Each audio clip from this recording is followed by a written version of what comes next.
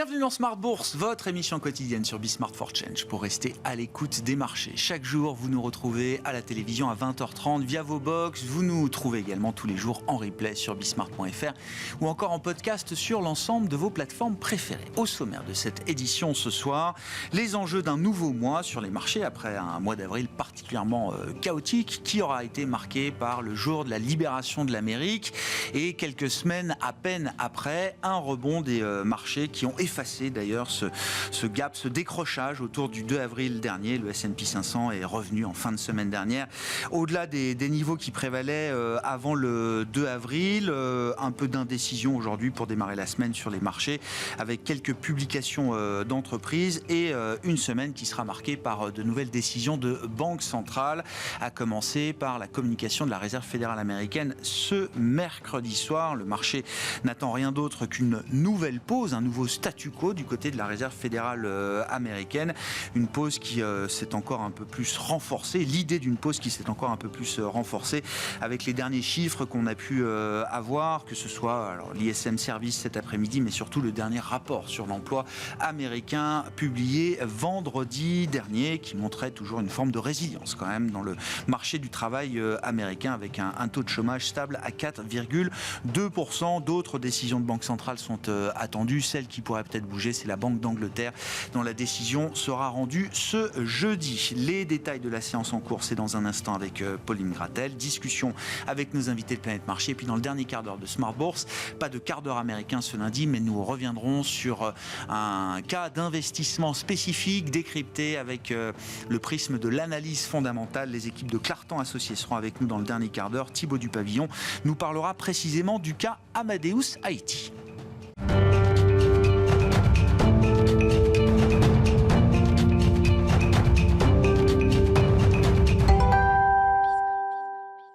Tendance, mon ami, chaque soir en ouverture de Smart Bourse, Pauline Gratel vous apporte les infos clés du jour sur les marchés. Bonsoir Pauline. Bonsoir. Début de semaine plutôt calme pour la plupart des grands indices actions mondiaux et encore plus calme même pour des indices chinois, japonais ou encore sud-coréens et britanniques qui sont des places boursières qui restaient fermées aujourd'hui. Oui, les indices en Europe évoluent en ordre dispersé pour commencer cette semaine. Le CAC 40 consolide et cède environ 0,5% aujourd'hui après avoir clôturé en hausse de plus de 2% vendredi. Il tourne autour de 7700 points ce lundi.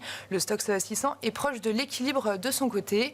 Aux États-Unis, les indices ont ouvert en repli de l'ordre de 0,5% pour le S&P 500 après une série de 9 séances de hausse consécutive du jamais vu depuis 20 ans. Que dire des équilibres observés sur les marchés obligataires en ce début de semaine, Pauline ? Aux États-Unis, le rendement à 10 ans est stable autour de 4,35%. En Europe, le rendement allemand à 10 ans évolue autour de 2,50%. Le rendement français de même échéance est également stable à 3,20%. Au Royaume-Uni, le rendement à 10 ans se tend et s'établit autour de 4,55%.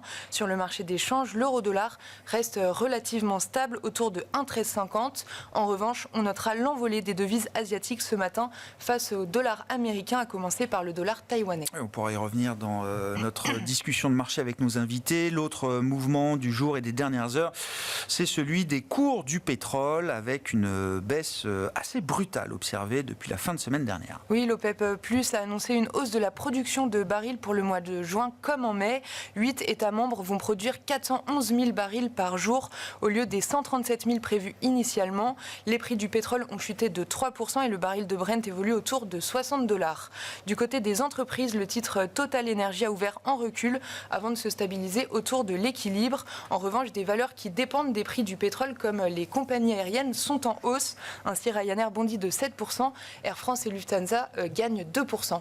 Et puis d'autres valeurs dans le secteur de l'énergie font également la une aujourd'hui sur les marchés. Oui, Shell est en hausse de 2% après que les rumeurs de fusion avec BP se sont intensifiées. D'après Bloomberg News, Shell travaille avec des conseillers pour évaluer une éventuelle acquisition de BP qui se trouve actuellement en difficulté. Une telle acquisition serait un événement majeur dans le domaine de l'énergie. Le titre BP évolue de son côté à l'équilibre.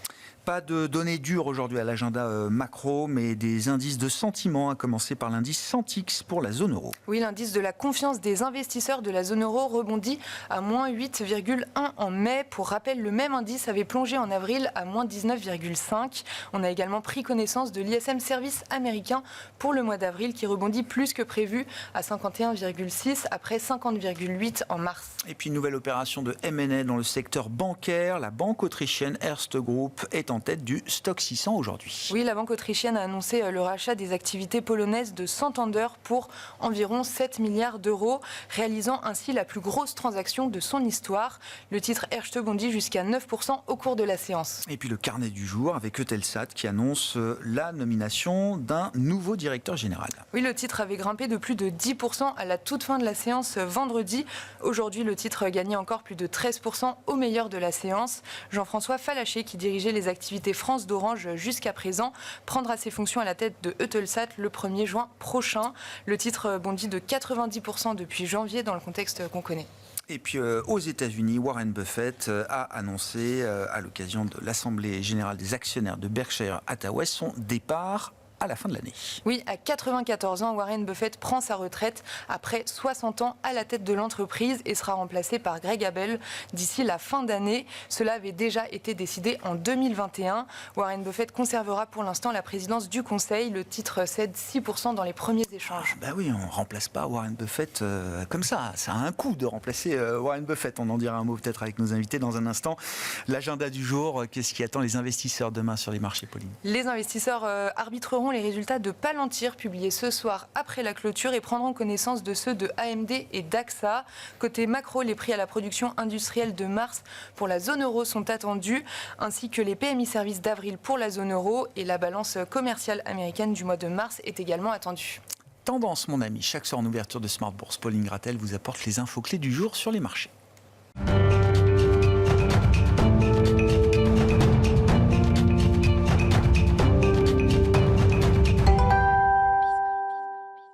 Trois invités avec nous chaque soir pour décrypter les mouvements de la planète marché. Alexandre Ezez est avec nous, stratégiste pour le groupe Richelieu. Bonsoir Alexandre. Bonsoir. Kevin Tauzet, à vos côtés, membre du comité d'investissement de Carmignac. Bonsoir Kevin. Bonsoir Grégoire. Et Gilles Etcheberry-Garay est également avec nous ce soir, le président et directeur des investissements d'Elcano Asset Management. Bonsoir Gilles. Bonsoir Grégoire. Un mot, messieurs, quand même, du départ annoncé de Warren Buffett. Non, il n'est pas mort, il est toujours en vie à 94 ans. Il va même rester président de Berkshire Hathaway après avoir quitté la fonction de directeur général, qui va revenir à Greg Abel, son successeur qui avait déjà largement été désigné. Qu'est-ce que ça vous inspire, Gilles ? Moi, une des questions que je me pose, c'est est-ce que la success story de Berkshire Hathaway, fondée dans les années 60 jusqu'à atteindre aujourd'hui plus de 1000 milliards de dollars de capitalisation boursière, est-ce que c'est une success story qui est encore possible aujourd'hui dans ce monde de l'investissement tel qu'il est structuré ? Je dirais que ça va être très compliqué pour au moins deux raisons. Un, l'investissement via duo maintenant n'est plus ce qu'il était, et surtout l'information se diffuse beaucoup plus fort. Je veux dire, ce qu'on pouvait détecter même sur le marché américain il y a 30 ans, 40 ans, et tout cela est détecté et à voir, c'est plus compliqué aujourd'hui parce que vraiment il y a plein de spécialistes de ce style-là partout dans le monde, et donc l'information est quand même mieux valorisée qu'elle l'était au moment de ses débuts. Et du coup, je pense que la crédibilité, l'image, l'aura que Warren Buffett avait, qui lui permettait d'avoir des positions extrêmes. De dire qu'il y a une bulle, de vendre depuis 10 trimestres des actions américaines, tout ça, ça se justifie par cette histoire qui fait qu'il avait une autonomie et d'action et de pensée que probablement personne n'aura jamais de ce fait, quoi. Ouais. Donc voilà. Donc je pense qu'il y aura des grands gérants à nouveau, mais enfin C'est quand même une page qui se tourne, quoi. c'est une page qui tourne. L'oracle d'Omaha, et comme tu vivais à Omaha, tout ça, bon, qu'on connaît les États-Unis, c'est vraiment.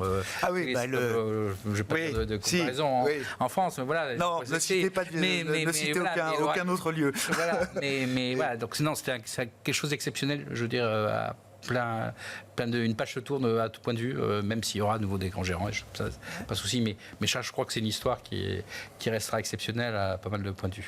Qu'est-ce qu'il laisse au monde de l'investissement ? Qu'est-ce qu'il vous laisse également, peut-être, en tant que personne ? Je ne sais pas, Alexandre, Kevin, on a tous... Alors moi, je sais qu'une des maximes de Warren Buffett qui a le plus peut-être infusé, parce que je l'ai apprise assez tôt, etc., c'est...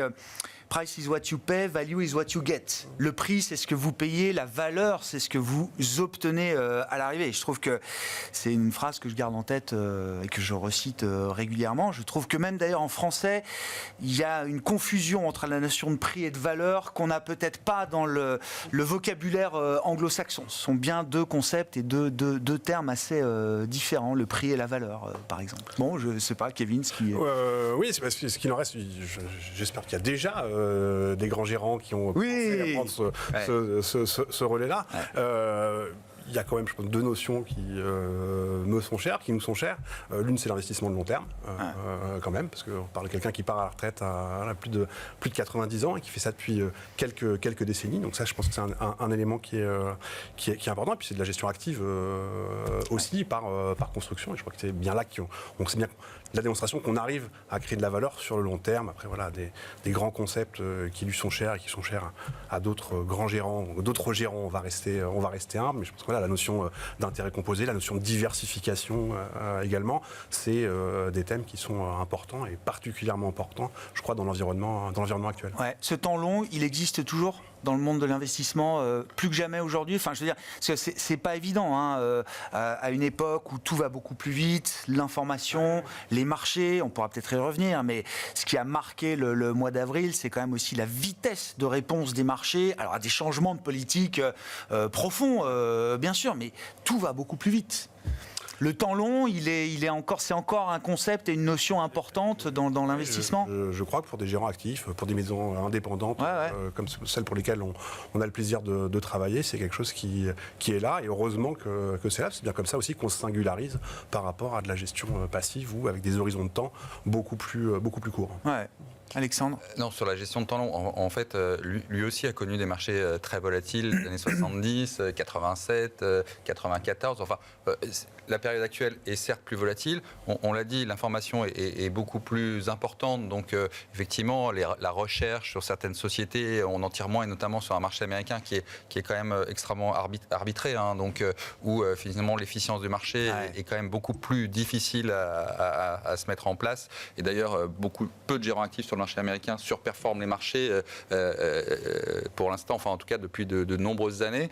Il faut juste dire que Warren Buffett, il nous a, quel que soit l'âge et l'expérience, il l'a bercé toutes les premières années professionnelles. C'est-à-dire que c'était la base, on apprenait l'investissement fondamental, l'investissement focalisé, comment, etc. C'est vraiment la base d'absolument, d'une certaine manière, tous les gérants, qu'ils soient américains ou européens, de l'éducation en tout cas que l'on a eue. Après, on a pu diverger ou pas, mais en tout cas, on a tous à un moment eu comme modèle, au moins de manière académique, Warren Buffett. Ouais, qui lui-même avait comme modèle Benjamin Graham, hein, c'est ça. Hein, et voilà. qu'on a tous lu. Et qu'on a tous lu. Par dérivé, on a tous comme mentor Benjamin Graham. En fait, oui, c'est ça. Il y avait un lien professoral. Et le tout, c'est être un investisseur intelligent. Oui, exactement.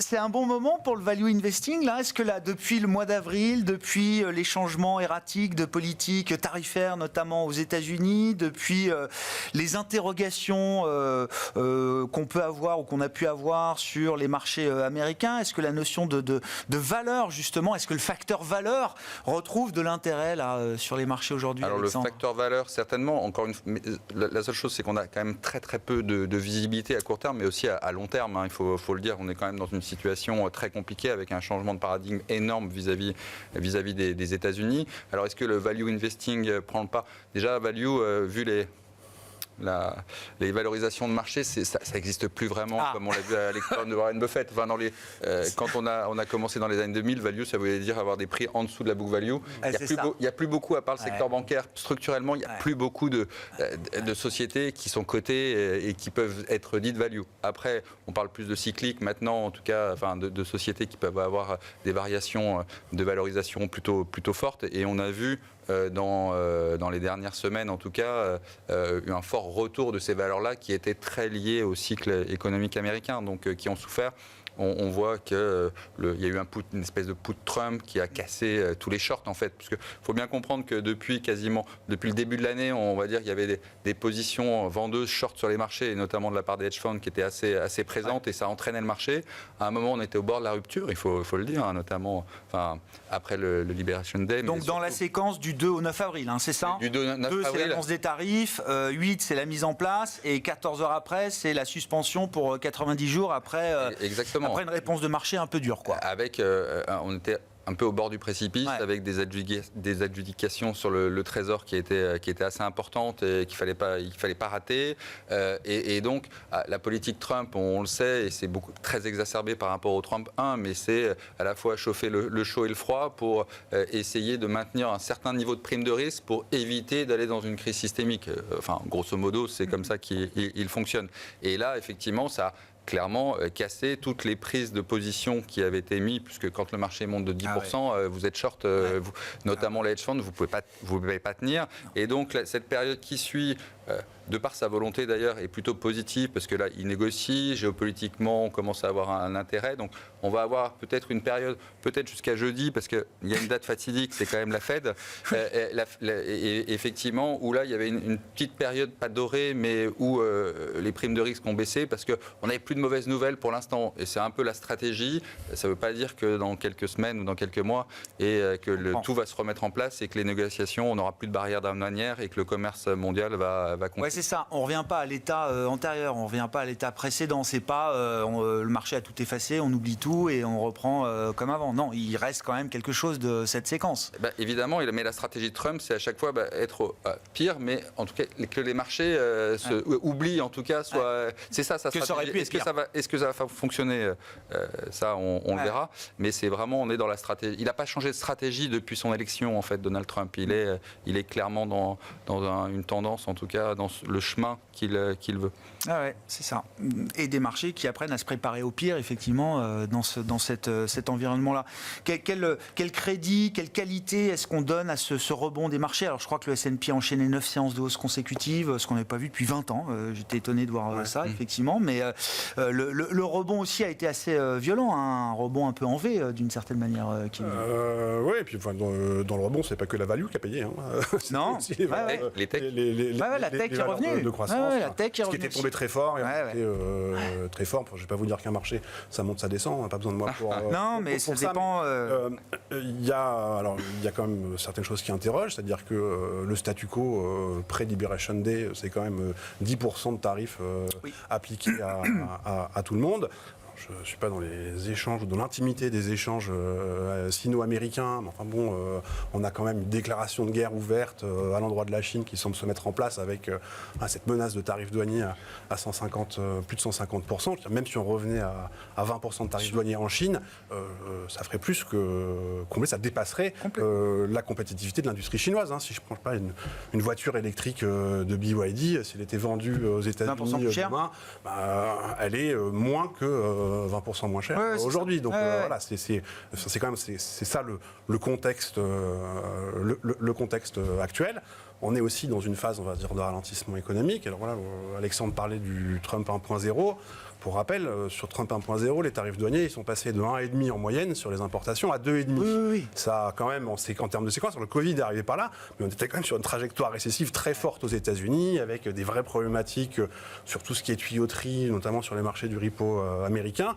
Tout ça découlait de la première guerre commerciale. Là, on passe d'augmenter ces tarifs douaniers de 2,5 en moyenne, à 20, plus de 10%. Plus de 10, oui. Et puis si on intègre la Chine, exactement. ça peut aller, même beaucoup plus haut que ça. Donc voilà, il faut quand même, je pense, garder ça à l'esprit. Alors voilà, il y a quelques. Enfin, vous disiez, tout est revenu. Je ne crois pas que tout soit revenu. Le dollar, il reste quand même assez faible. Ça a beaucoup aidé les conditions financières. Sans doute que ça va encourager la Réserve fédérale à ne pas bouger mercredi, mais enfin ça veut aussi dire potentiellement plus d'inflation aux États-Unis, un dollar en baisse d'une dizaine de pourcents. Donc ça, je pense que c'est un élément. Et puis l'autre élément qui tend à être sous-estimé, c'est ce qu'on appelle l'hystérèse. C'est que c'est pas parce qu'on fait machine arrière, parce qu'il y a un stress sur les marchés, parce que les sondages d'opinion sont les plus bas qu'ils n'aient été depuis la Deuxième Guerre mondiale, que cette marche arrière elle se fait sur un chemin qui est autrement plus cabossé que la trajectoire initiale. Voilà. Donc c'est un rebond qu'il faut prendre avec prudence, nuance. Je parle du rebond action, en l'occurrence, puisque vous l'avez signalé. Il n'y a pas de rebond du dollar. Et oui, je crois qu'il faut plutôt le faire avec prudence. Alexandre parlait de la réunion de la Réserve fédérale de ce mercredi. Le marché il n'attend pas grand-chose pour cette réunion de politique monétaire. Mais enfin bon, il attend quand même 4 baisses de taux cette année, une première baisse de taux à compter du mois de juillet. Compte tenu des chiffres de croissance qu'on peut avoir, des chiffres de l'emploi, des chiffres d'inflation, des anticipations d'inflation, c'est peut-être un petit peu optimiste. L'activité peut tenir encore quelques mois là. Il me semble que l'activité elle tient plutôt. Et puis alors si on en est à faire ce bilan du Trumpisme, on a peut-être passé le pic du Trumpisme, disons. Mais c'est vrai qu'une des craintes qui était nourrie par le marché, c'était les économies qui devaient être faites par le fameux Doge, cher à M. Musk. Avec toutes choses égales par ailleurs, on va dire des mesures de relance budgétaire ou de soutien budgétaire qui avaient fortement aidé la croissance économique américaine. Donc cette idée que si on en avait moins, ça viendrait peser sur la croissance américaine. La réalité, c'est que ce n'est pas 2 trillions, comme le disait M. Musk, ni 1 trillion, c'est 150 si je regarde les chiffres. 150 brut et 120 net. Oui, c'est ça, parce qu'il y a un coût afférent aussi. Les gens, il faut non, 30 net. Il y a 150 brut et 30 ou 40 net. D'accord, oui, donc au final, en net, c'est quand même vraiment pas grand-chose. Si on poursuit ce raisonnement-là, ça veut dire que le soutien budgétaire américain, il sera vraisemblablement encore là. Là aussi, on verra ce qui se passe au mois de juin-juillet, mais nos anticipations, c'est plus qu'on aura davantage de soutien budgétaire. Donc, une croissance économique américaine qui se maintient. Je ne pense pas qu'elle va faire un feu d'artifice, mais c'est pas non plus la catastrophe. Qu'est-ce qu'on a franchi comme étape en avril? On a franchi le pic du Trumpisme, en tout cas le pic des menaces tarifaires de Trump 2.0. En tout cas, on est allé à un moment un peu paroxystique de la douleur potentielle des tarifs. Est-ce que c'est juste un sentiment du pire, en fait, qui s'est un petit peu atténué? Il y a 2 choses. Un, c'est pas fini, parce que mercredi, il y a l'annonce des 232 sur les puces sur les... Donc ça, c'est le résultat des enquêtes, c'est ça? Il y a deux sources de tarifs. Il y a l'Emergency International Emergency Act de 110. Ça, c'était ce qui était le Liberation Day. Et après, il y a ce qu'on appelle 232, qui est clause spécifique de demande de sauvegarde par des secteurs. Par secteur. Et là, mercredi, il y a ce qui a tombé, c'est les puces. Les tech semi-conducteurs. Voilà, donc c'est pas fini. Avec des enquêtes qui peuvent déboucher sur des tarifs sectoriels ciblés, supplémentaires, comme on a vu alors sur l'auto, l'acier, l'aluminium, voilà, il y a 4 secteurs, mémoire, pharmacie, semi, auto et je ne sais plus quatrième. Il n'y a pas le bois aussi? Oui, bois, cuivre, c'est canadien. Bon, voilà. Okay. Non, je veux dire, il y a 2 choses. Donc on n'est peut-être pas stabilisé sur le niveau des tarifs? Non, on n'est sûrement pas stabilisé. En plus, là, ils en sont à des frameworks, ils veulent annoncer des deals. Le problème, je sais pas, il y a eu 2 élections, je ne sais pas si les gens ont suivi en France, mais il y a eu une élection au Canada et une élection en Australie. Et les gens qui sont opposés à Trump c'est Trump ressuscite les morts. Voilà, et la gauche. et donc, ça n'encourage pas ni les Sud-Coréens ni les Japonais à faire un deal où derrière Trump ira à la télé en disant vous avez vu comme je les ai mis au pas maintenant. Donc, il y a un problème. Ils ont un problème de signataires à cause de ça. Ils ne se sont pas perçus, mais ils ont un problème de signataires que personne ne veut sortir le premier pour derrière se faire ridiculiser et derrière se prendre une défaite. Les Coréens sont, suite aux mésaventures de leur président, là, sont en pleine élection et les Coréens ne veulent pas sortir avant les élections. Donc ça, c'est un problème parce que derrière, ils veulent le moins de Trump possible dans leurs élections, mais dans leur campagne électorale. Derrière, il va dire, vous avez vu comme ça marche, moi j'ai fait marche à la baguette, donc, et ça, comme les gens tous comprennent l'anglais dans le monde, ça, domestiquement, politiquement, et c'est quelque chose que le département des commerce n'avait pas anticipé. Et donc aujourd'hui, on en a des frameworks, on en a des trucs parce que personne ne veut s'afficher avec Trump en signant et en plus se promener en se faisant ridiculiser derrière. Donc ça, c'est un obstacle un peu inattendu à la signature de tout ça. Donc ils en sont réduits à dire ça va y aller, ça va y aller. Si on veut concrètement, je pense qu'il y a 2 choses. Il y a une capitulation, une vente forte des hedge funds, une vente forte des Européens. Je veux dire, avec le dollar, les Européens avaient fait un peu les carabiniers sur les Max 7 et tout ça. Ils sont venus acheter ça l'année dernière. Et donc là, ils ont été vendus parce qu'ils ont eu double peine. Dollar et baisse et fin de la bulle. Donc ça, c'est le flux de vente qu'on a eu, c'est ça. En revanche, il y a une partie de l'investisseur qui n'a pas capitulé et qui a même remis au pot fortement la semaine dernière, c'est le retail américain. Ouais. Ça fait des semaines qu'ils remettent au pot. Et la semaine dernière, sur les leverage, les ETF leveragés, c'est arrivé, on a eu un des flux les plus importants sur tout ce qui est ETF leveragé sur le marché. Donc le retail américain, lui, a suivi Trump, il a suivi les éducations et il est venu se renforcer. Et c'est pour ça qu'on a quelque chose comme Tesla qui sort les pires résultats de ces 10 dernières années et qui arrive à faire plus 25, plus 30 derrière, alors que visiblement on compte plus les mensonges d'Elon Musk sur Robotaxi, sur tout, enfin bon, on peut lister les mensonges. La SEC ne s'y intéresse pas, mais bon, mais elle s'y intéressera encore moins. Vous n'êtes pas actionnaire de Tesla? Non, je ne suis pas actionnaire de Tesla. Mais voilà, et on voit en plus les résultats, c'est uniquement le financier et les crédits, c'est-à-dire l'opérationnel automobile. Bon, après, c'est un titre qui avait quoi? Divisé par 2 quand même aussi. Oui, mais aujourd'hui, c'est une boîte qui est en perte sur l'opérationnel. Oui, c'est les crédits et les gains sur la trésorerie qui font qu'il peut afficher la pire marge automobile des constructeurs, la pire marge des constructeurs. Peu importe. En tout cas, c'est un titre qui a fait plus 25, plus 30%. Donc on voit que c'est quand même le retail américain qui est venu se réinvestir massivement. Le problème, c'est qu'à mon avis, il va se confronter à une réalité. Aujourd'hui, ce lundi, dans le port de Los Angeles, un tiers du trafic de conteneurs, enfin, il y a 2 tiers des conteneurs qui arrivent. Donc on a parlé des bons chiffres américains, mais si on regarde dans le détail, sur le Q4, sur la croissance du PNB, on a la consommation est en baisse, l'investissement et donc l'investissement est en hausse. Qu'est-ce qu'ont fait les Américains? Ils ont acheté des ordinateurs, des choses comme ça avant que les... Ah bah oui, tout le monde a anticipé, oui. Microsoft, une des surprises, c'était la division ordinateur, parce que tout le monde est allé acheter tous ces Windows qu'ils voulaient acheter, enfin ces ordinateurs, ils sont allés acheter.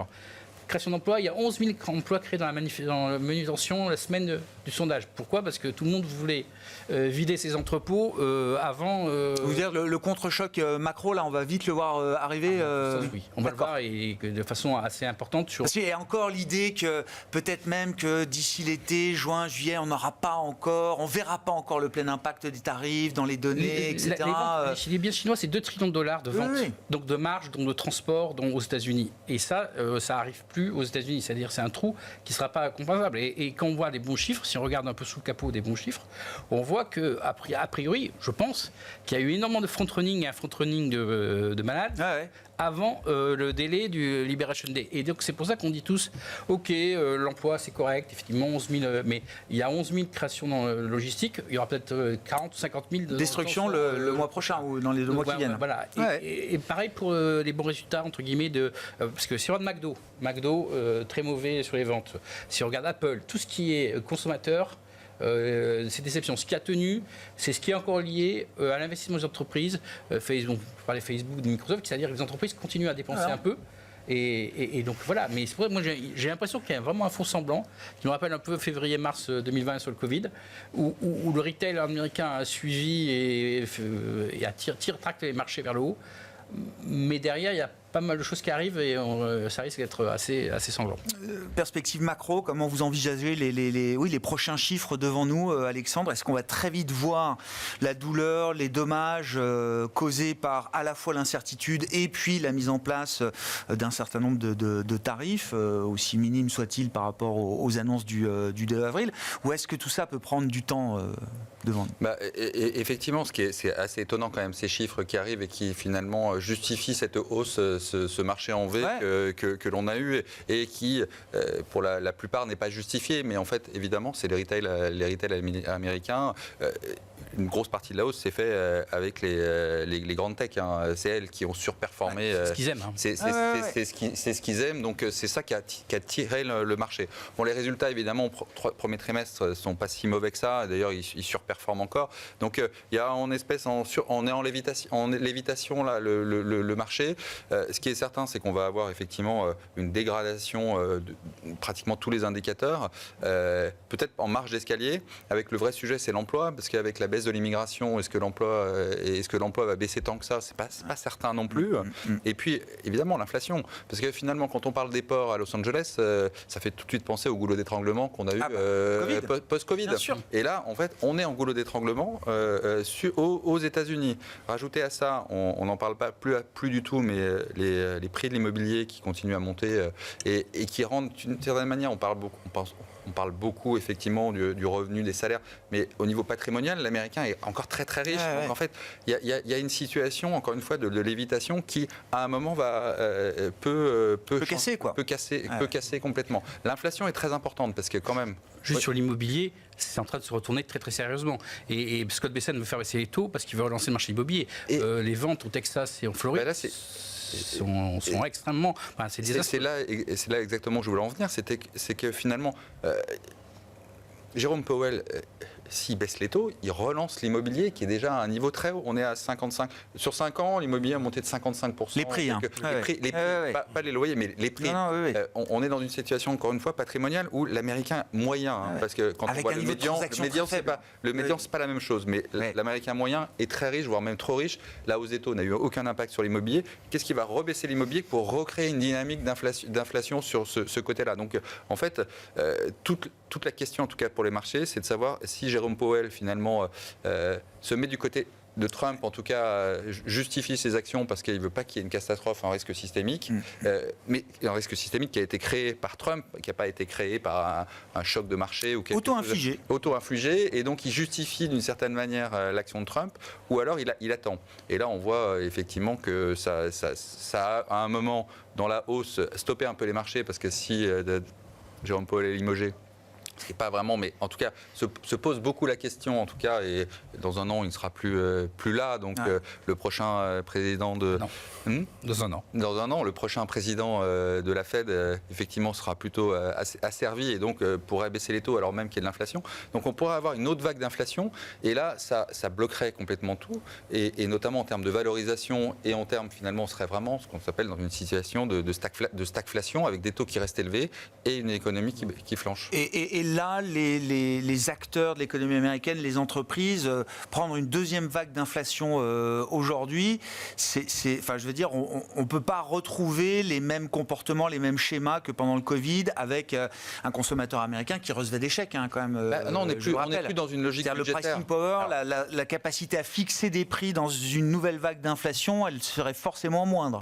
Dans la temporalité de Trump, c'est pour ça que les droits de douane, c'est important. Il veut passer des baisses d'impôts assez rapidement au deuxième trimestre. Oui. Et c'est ça qui doit contrebalancer le reste, mais ça créera quand même de l'inflation. Mais il faut bien comprendre que Trump, lui, ce qu'il veut, c'est effectivement des recettes pour justifier la baisse des impôts, au deuxième trimestre. Dans son plan, de toute façon, sur 2025, avant les mi-termes, c'est absolument clôturer tout ce qu'il avait à faire sur 2025. Donc, il est pressé et on est dans une situation quand même assez complexe. Vos commentaires, Kevin, et puis je veux bien qu'on revienne sur le dollar. Alors, l'euro-dollar aujourd'hui bouge assez peu.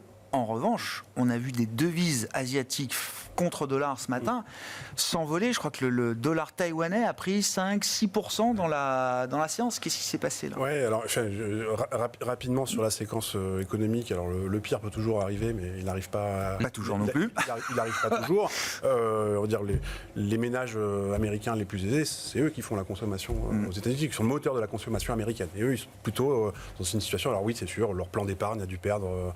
Si tu fais la séquence sur le début de cette année, on va être moins de 5% en moyenne sur un grand indice d'action américaine spécialisé sur la technologie ou généraliste. C'est pas non plus la fin du monde suite à la trajectoire absolument incroyable qu'il y a pu y avoir sur 5 ou 10 ans. Ça, c'est un élément qui est important. Je pense que le volet budgétaire, il est important aussi. C'est-à-dire que M. Trump, tout vocal qu'il soit, il n'a pas non plus une très grande majorité.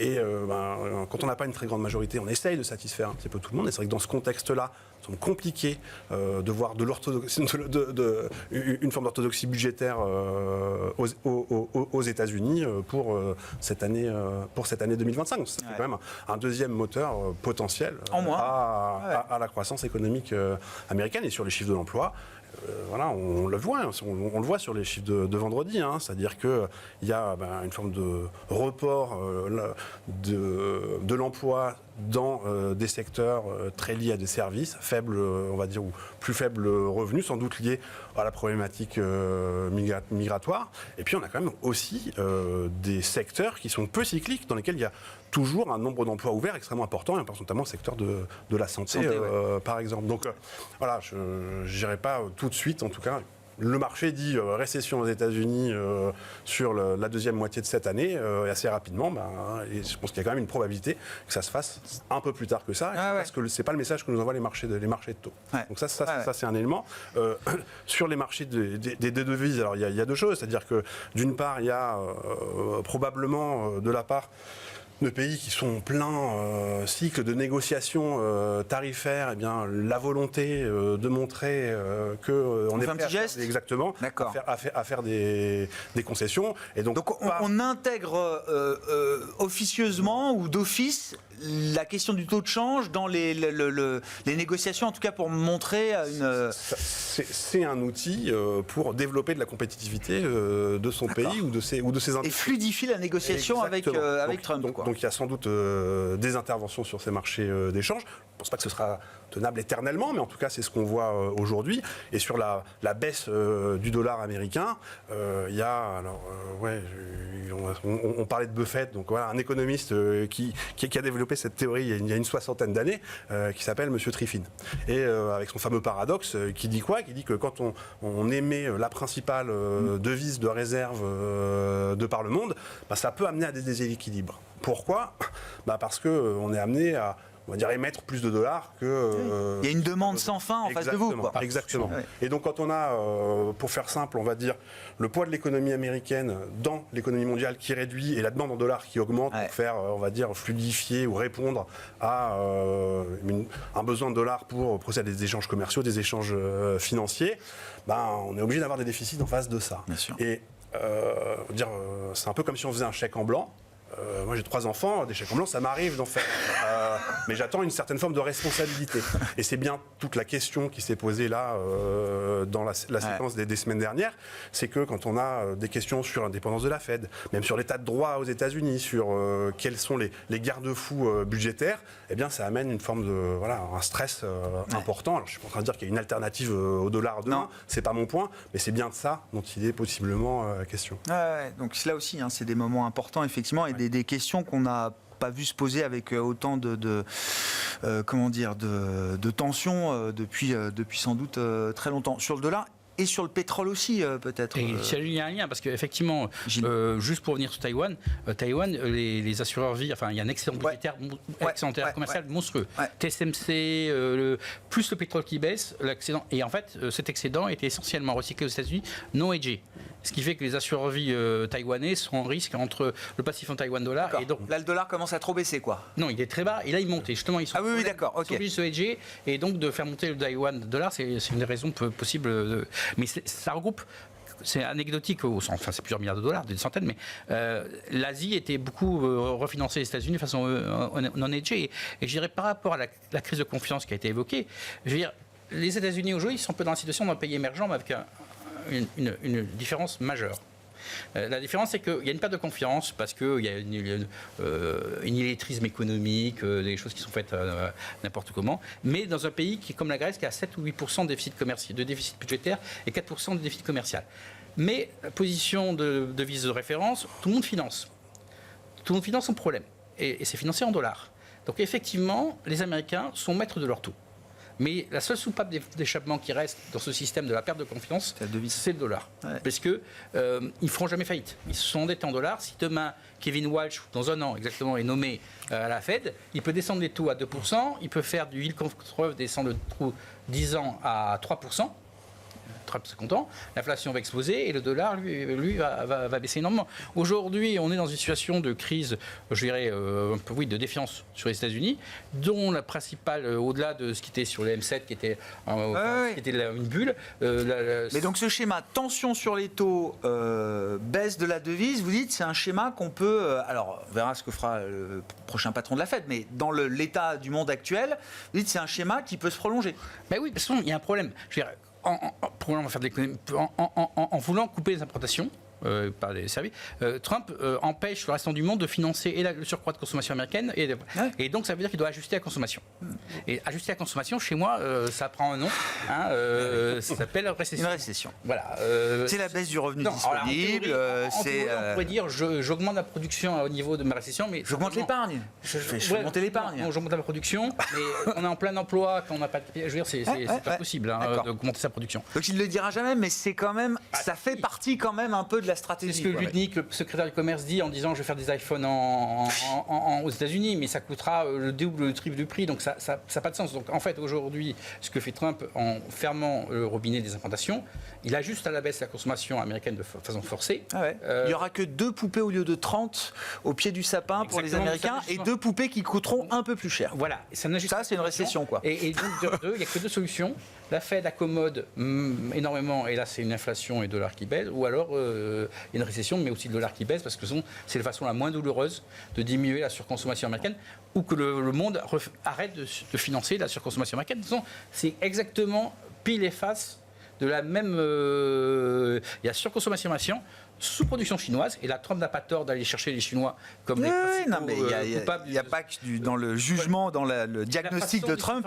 Et la façon de s'y prendre est totalement désordonnée. Et peut-être même contre-productive. Et on peut dire certainement. C'est le problème. Il y a une surproduction et surconsommation qu'il faut ajuster. Et l'ajustement n'est pas fait de meilleure façon.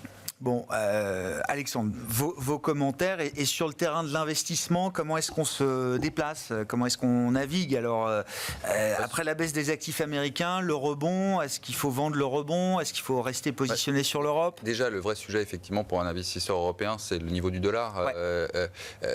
On en a beaucoup parlé, mais c'est vrai que de toute manière, dans la stratégie de Trump, c'est la baisse du dollar, elle est évidente. Il veut redonner une compétitivité à l'industrie américaine qui n'existait plus. Le dollar est surévalué. Les déficits, effectivement, commerciaux, les twin déficits sont abyssaux. On se retrouve alors, avec une situation politique, mais comme en 83-84, avant les accords de Plaza. Alors, on voit bien que c'est un peu plus compliqué. En tout cas, il n'y aura peut-être pas d'accord entre l'Allemagne, la France, le Japon, mais encore, on ne sait pas. Finalement, l'ajustement des frais de douane peut se faire par le change aussi. C'est une bonne solution pour, d'une certaine manière, rééquilibrer sur une situation américaine qui, de toute manière, n'est pas tenable macroéconomiquement. On n'est pas revenu sur le pétrole, parce que c'est important.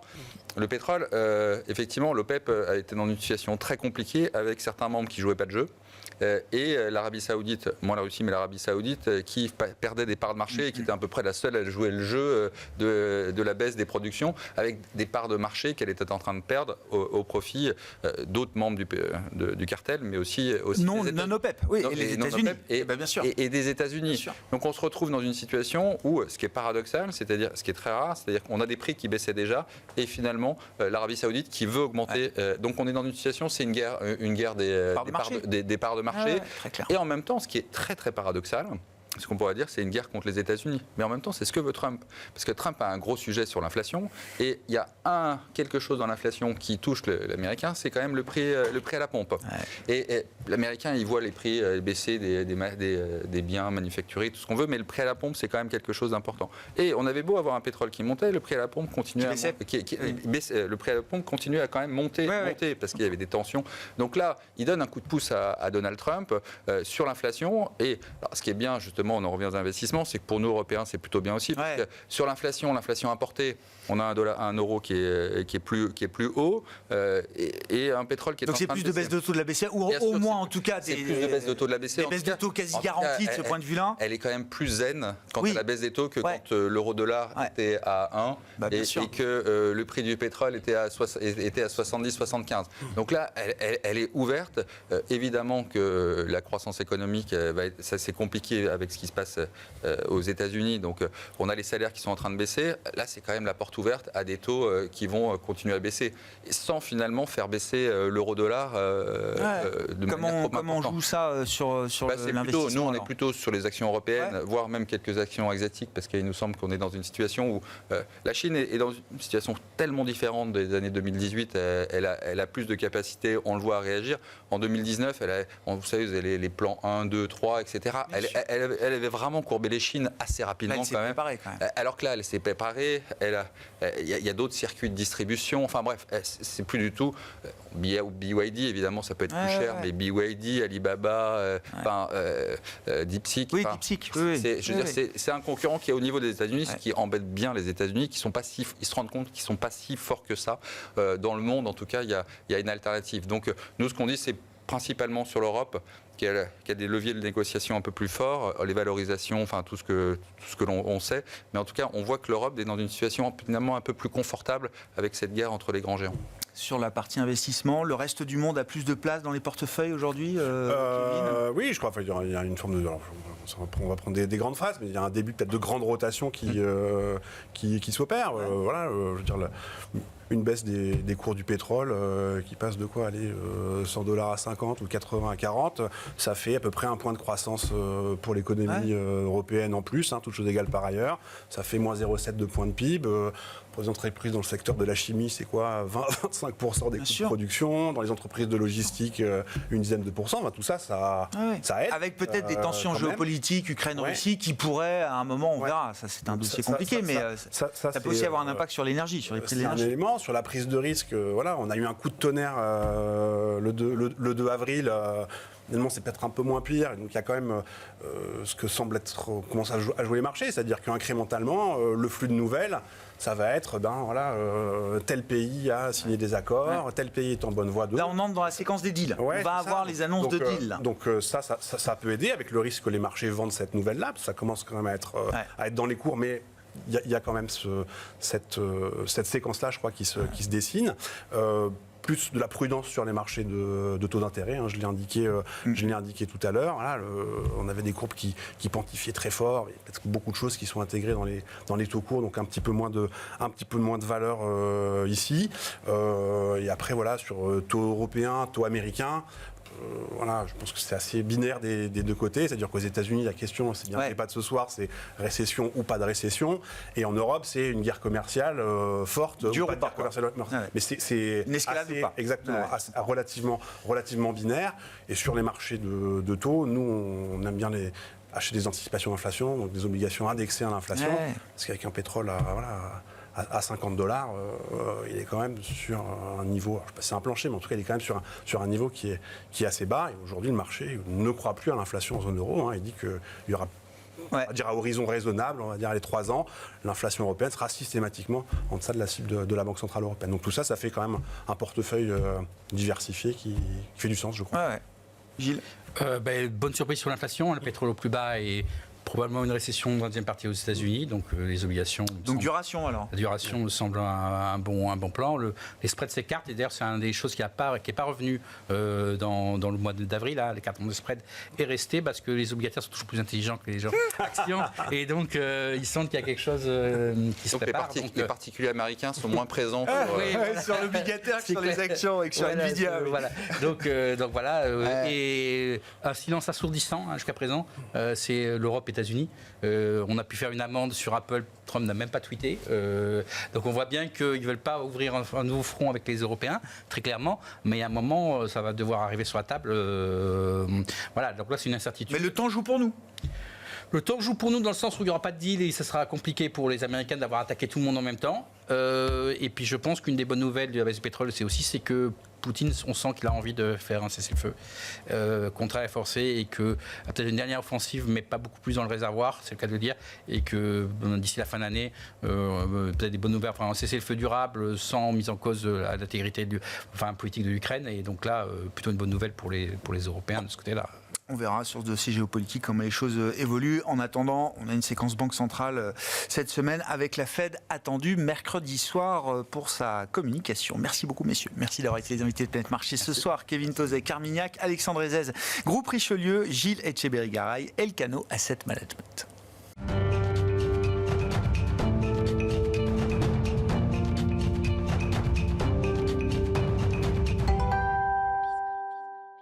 Le dernier quart d'heure de Smart Bourse chaque soir, c'est le quart d'heure thématique et nous décryptons même un cas d'investissement spécifique ce soir avec l'un des gérants des équipes de Clartan Associés, c'est Thibaut Dupavillon qui est à mes côtés en plateau. Bonsoir Thibaut. Bonsoir Grégoire. Merci beaucoup d'être là. On retrouve les équipes de Clartan une fois par mois pour décrypter un cas d'investissement. Vous êtes venu avec le dossier Amadeus IT pour ce mois-ci, Thibaut. On est dans l'univers du voyage, c'est ça au sens très large. Oui, exactement. Alors, merci de me recevoir. C'est une entreprise qui est internationale, qui est spécialisée dans la technologie, la solution technologique pour le voyage, le tourisme et en particulier le trafic aérien. Je vous dis en deux mots ce que... Ouais, bien sûr. Bon, ça a été fondé en 87, pour comprendre la genèse de l'entreprise, par 4 compagnies aériennes, à savoir Air France, Iberia, SS et Lufthansa, qui ont voulu créer une interface entre, d'un côté, des agences de voyage et puis, de l'autre côté, leur système de réservation. Et c'est devenu un standard. Voilà. Alors, pour voir on aime bien avoir les agrégages chez Clartan assez vite pour voir de quoi il s'agit. Entreprise espagnole, évidemment. Ouais. Elle est basée à Madrid. Elle a un centre de R&D principal qui est derrière Nice, à Sofia Antipolis. Elle doit peser en bourse un peu plus de 30 milliards, un chiffre d'affaires de l'ordre de 6,1 milliards l'année dernière, 1,3 milliard de résultats nets. Quand je dis entreprise mondiale, c'est qu'elle est présente dans 190 pays, 18 000 collaborateurs. Et je crois que j'ai fait à peu près le tour de l'histoire. Fondée en 87, vous dites le métier historique, et c'est pour ça qu'on connaît Amadeus, même si ce n'est pas une boîte grand public, ce n'est pas du B2B, c'est vrai qu'on a en tête cette interface de distribution des billets d'avion, hein, pour dire les choses simplement. Amadeus IT, c'est le nom de l'entreprise aujourd'hui, c'est une boîte tech. Je veux dire, derrière ce métier de la distribution, il y a d'autres métiers technologiques qui sont venus s'agréger également, Thibaut. Oui, bien sûr, parce que à travers la technologie comme fil rouge. Hein. Oui, cette recherche, cette composante de R&D qui fait 7 à 18% des ventes, elle était applicable à d'autres types de métiers. Donc à côté de la distribution classique, parce que la distribution classique, c'est aujourd'hui c'est 40% de l'activité. 350 000 agences de voyage, 400 compagnies aériennes, donc ils ne sont pas restés seuls évidemment, et des parts de marché très importantes, de l'ordre de 40%. Mais ils ont créé un deuxième métier, qui est l'IT pour les compagnies aériennes. Par le passé, elles le faisaient en interne, et puis au fil du temps, c'est devenu très lourd à entretenir, pas forcément très efficace. Et donc ils ont fini par acheter ça sur étagère, donc c'est les solutions d'Amadeus qui a aussi 40% de part de marché. Mais il y a encore, un peu comme le petit Gaulois qui résiste, il y a 20% de compagnies aériennes qui le font toujours en interne. Ouais. Et là, c'est assez sexy aussi parce qu'ils ont donc 40% de part de marché bien à l'instant, mais à côté, les concurrents sont beaucoup plus petits et assez mal armés finalement. Bon. Donc il y a eu ce métier effectivement des solutions IT pour l'univers aérien qui s'est créé aussi autour du métier historique de la distribution. Oui, donc, alors c'est moins mature, au contraire c'était encore très dynamique. Et puis le dernier étage de la fusée, c'était créé il y a une quinzaine d'années, c'est les logiciels IT, c'est l'IT pour les chaînes hôtelières. Et notamment tout ce qui est système de réservation. Alors c'est un marché qui est un peu particulier parce que il est beaucoup plus distribué tant en matière de l'offre qu'en matière de clientèle, mais ils montent progressivement en puissance et là aussi sur des leaders. Qu'est-ce qu'on peut dire des tendances business une fois qu'on a décrit ces métiers et le métier original? C'est des tendances lourdes, profondes sur lesquelles ces métiers s'appuient. Il y a un côté cyclique. Comment on caractérise un peu justement ces tendances? Ce qui est très beau, c'est que le métier est structurellement en croissance parce que sous-jacent, c'est le trafic aérien. Et le trafic aérien, ça croît au rythme de 1,5 fois. C'est le PIB, quoi. C'est la croissance du PIB. Un peu plus. Une fois et demi. Donc c'est mieux. Une fois et demi. C'est encore plus beau. Alors évidemment, quand le Covid n'a pas été à une période fameuse.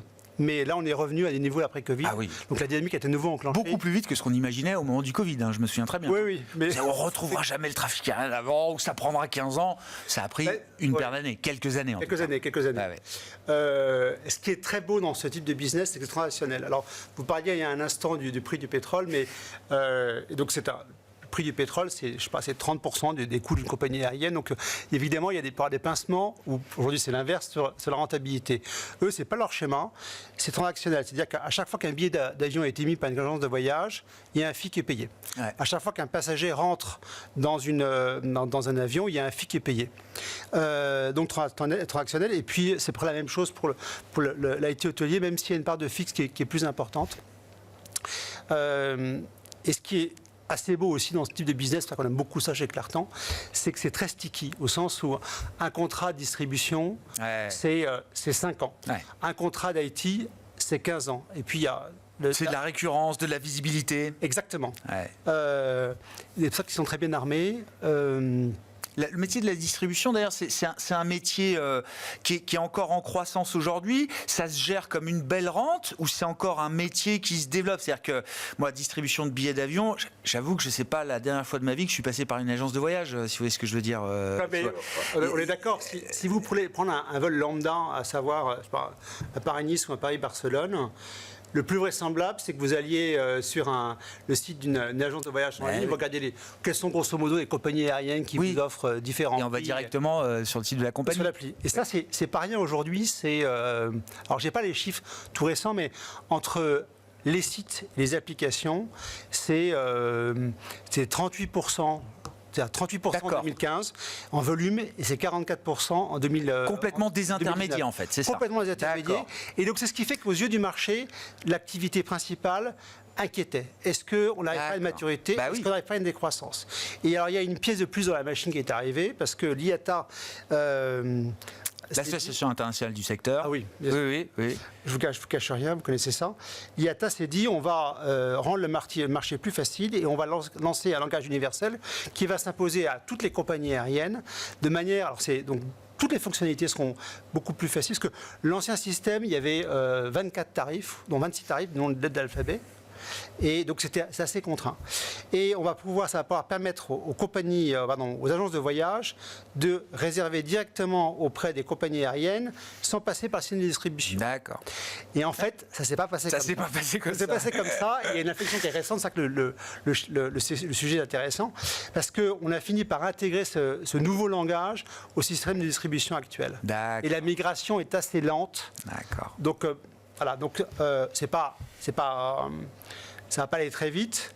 Et puis, ce qui a faussé aussi les chiffres de la désintermédiation, c'est que la dernière décennie était marquée par l'essor des low cost. Donc évidemment, la croissance n'est pas la même. J'entends. Au global, c'est un groupe qui est une référence mondiale, qui a une intensité concurrentielle assez faible.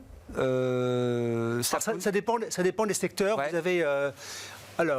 pour la distribution, ils ont 40% de part de marché. Et le suivant, qui est présent aussi dans le deuxième métier, s'appelle Sabre, qui est un acteur américain, est endetté jusqu'ici. D'accord. Et grosso modo, pour avoir un ordre de grandeur, ils sont 2 fois plus petits en termes de taille. Ils sont 2 fois moins rentables, ils ont 2 fois plus de dettes. Donc la situation est un peu compliquée. Donc ils sont juste après pour la distribution. Et en revanche, pour l'IT, pour les compagnies aériennes, c'est beaucoup plus petit. Ils ont peut-être 15 à 16% avec un Chinois, mais la Chine est un marché fermé. Oui. Donc ils vont grappiller. Amadeus est capable de grappiller des parts de marché les unes après les autres. Oui, je comprends. Il y a un autre élément que je voulais signaler, c'est le momentum qui est favorable pour les autres distributions, les autres segments d'activité. Vous avez qui va en plus de l'inflexion sur la perception du marché de la distribution, c'est dans la partie IT, donc solutions logicielles pour les compagnies aériennes, une nouvelle gamme de produits qui va sortir à l'horizon 26-27 qui sont à la fois plus chers et surtout beaucoup plus efficientes pour les clients. Ouais, plus efficient. Donc c'est assez séduisant. Et autre élément intéressant, c'est toujours dans le cadre d'un momentum plus favorable, c'est pour les chaînes hôtelières, l'IT hôtelière, un basculement, un déploiement auprès de grandes chaînes à partir du S2. D'accord. Avec un possible effet d'entraînement au reste de la Donc il y a des catalystes là spécifiques qui sont là devant. Oui. Qu'est-ce qu'on peut dire justement alors de la valeur boursière de Amadeus IT? Ça se paye combien pour dire les choses simplement, Thibaut? Et comment vous qualifiez cette valeur? C'est une valeur de croissance? Qu'est-ce qu'on attend d'une valeur comme Amadeus IT dans un portefeuille là? Pour nous, c'est vraiment la valeur qui coche toutes les bonnes cases? Toutes les bonnes cases. Celles que vous cherchez en tout cas chez Clartan. Oui, ouais. L'activité est relativement régulière hors situation comme je l'ai dit, assez exceptionnelle. Donc c'est assez régulier, c'est très rentable.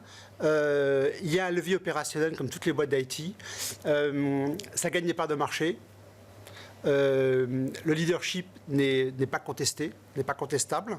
Et on peut attendre une évolution du BPA de l'ordre de 10% plus par an. D'accord. Quelquefois rajouter le Qui dividende. fait la croissance boursière, quoi. La croissance boursière, c'est la croissance du BPA, le retour aux actionnaires, Ouais. c'est ça. Il n'y a Parce pas de que- sous-valorisation évidente, j'imagine, d'un titre comme En fait, Amadeus aujourd'hui. Pour une boîte de logiciels, elle devrait se payer plus cher parce qu'aujourd'hui, elle est à 22 fois l'année en cours, un petit peu moins, Ah oui. 19 fois l'année Ah oui. prochaine. Donc il y a un bon levier. Ouais, je comprends.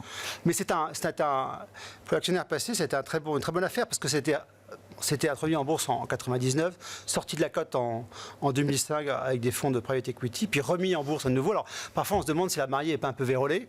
Et ce n'était pas le cas parce qu'entre 2010 et 2025, le titre Coupon investi est multiplié par 7. Donc c'était plutôt une belle affaire. Ah ouais. Voilà. Merci beaucoup Thibaut. Merci d'être venu détailler pour nous Merci ce à cas vous. Amadeus IT. Thibaut Dupavillon, gérant chez Clartin Associés, qui était avec nous, l'invité de ce dernier quart d'heure de Smart Bourse ce soir, à retrouver en replay sur bismart.fr ou encore en podcast sur toutes vos plateformes préférées.